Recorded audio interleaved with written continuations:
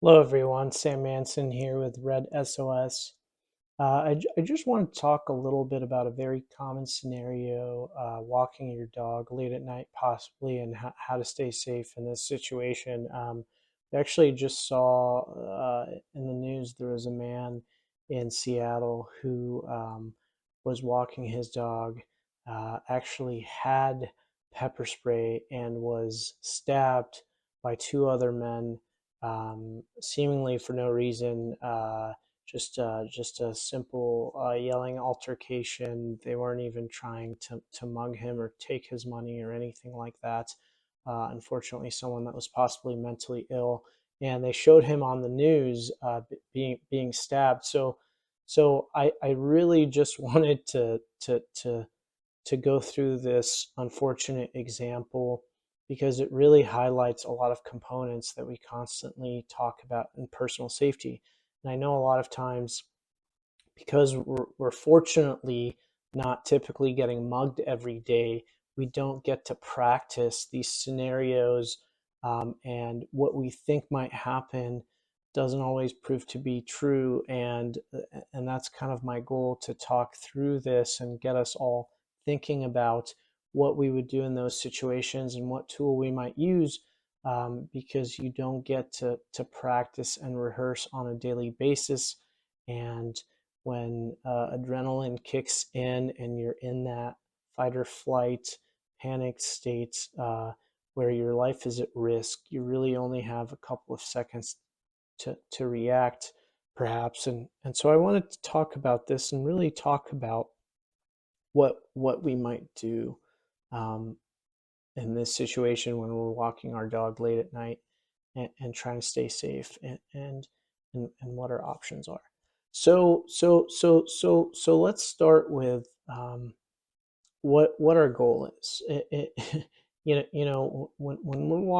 we're walking our dog late at night, we definitely want to avoid an altercation, not engage in one, right? And the reason for that is because you're trying to avoid any bodily harm or permanent injury. Okay, so even if you're in a situation where you're well trained and you know how to use a taser or knife or pepper spray or even concealed carry, well, you, avoiding having to use your self-defense skills altogether is really our goal, because once again, we don't want to risk any permanent injury. So as soon as you engage in a confrontation like this man did, um, and I'm sure there's nothing he could do to control it.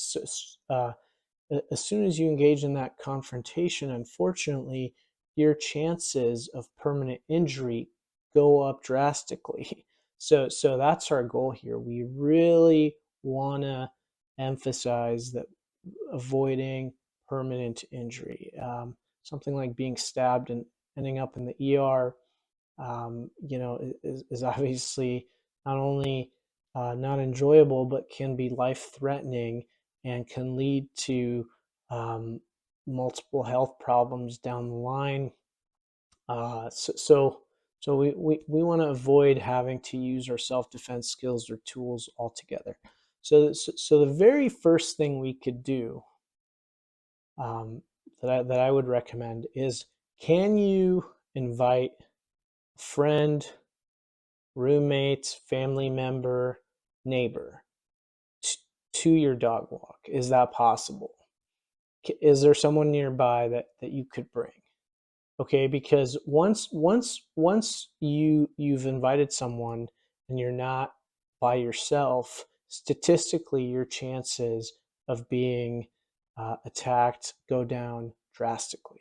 So having someone else there really proves effective. There's safety in numbers, and we've seen it time and time again be a very effective personal safety strategy.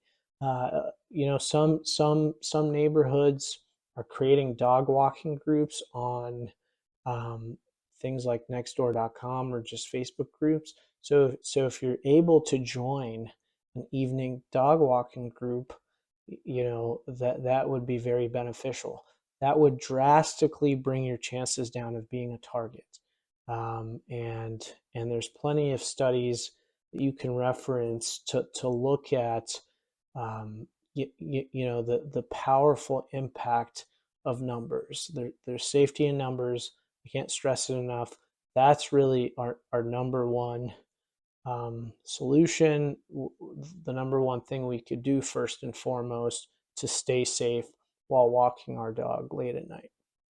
Now, if you're not able to invite a friend or family member, maybe you have an odd work schedule, you walk your dog really late, 12 a.m., 1 a.m. Maybe your dog is sick, and so the dog has to go out late at night, and you're in a situation where it's not feasible to invite a friend or family member. The next thing I would say is you want to avoid physical contact and a confrontation at close range at all cost. Okay, so um,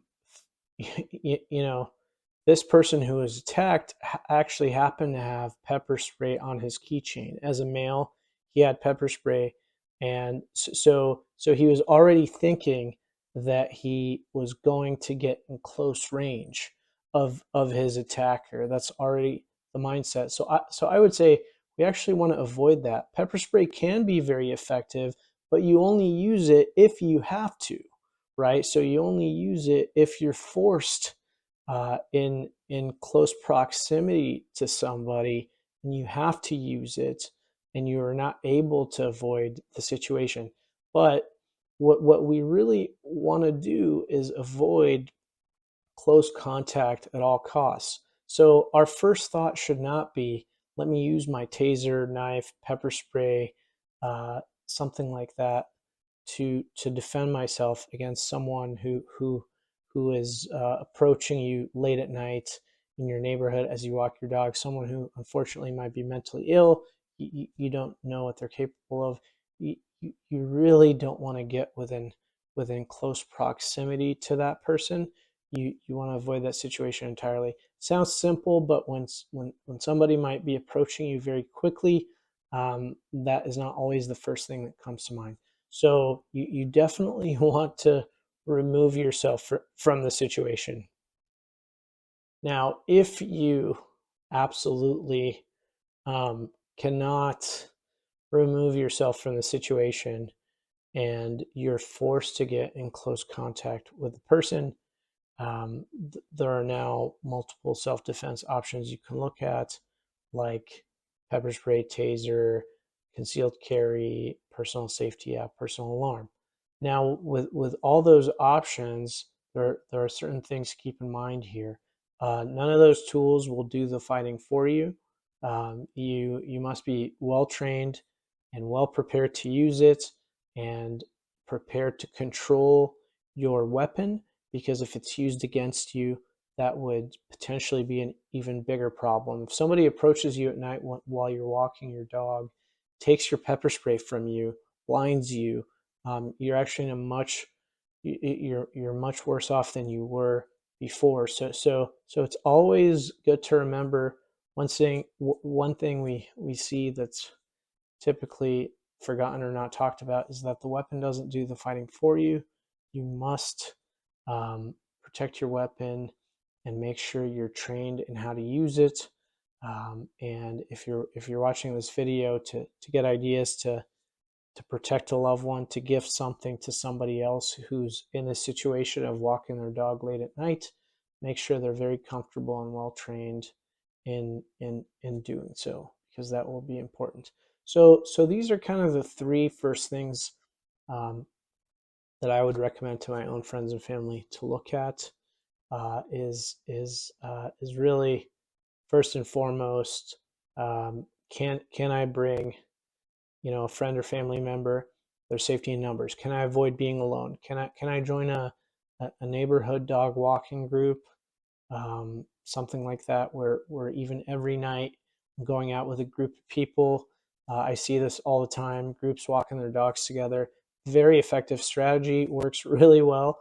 They'll have a much lower chance of being targeted than someone who's walking their dog alone.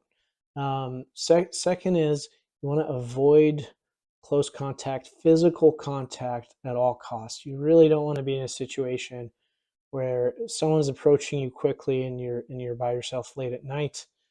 You let them get within close physical proximity, because now you risk, like this person did, you risk being harmed, being stabbed, permanent injury, permanent disability. Really not fun stuff here that you might have to deal with for the rest of your life. So you want to avoid at all costs being in close proximity. If you cannot avoid being in close proximity and you are not able to bring someone on this walk, then your third option would be then to fall back on self-defense options available to you: taser, pepper spray, concealed carry, personal safety app, personal alarm. All these things can help. Just make sure you're very well trained, because these tools will not do the fighting for you. Make sure you're very well trained, and you should be hopefully um, in a good situation where you can return home safely. If you have any questions about personal safety, you're always welcome to call us at Red SOS. We have a 24/7 helpline to address any personal safety concerns, and that number is 1-877-832-5276. You could give us a call and we'd be happy to help. I hope this was helpful, and stay safe out there.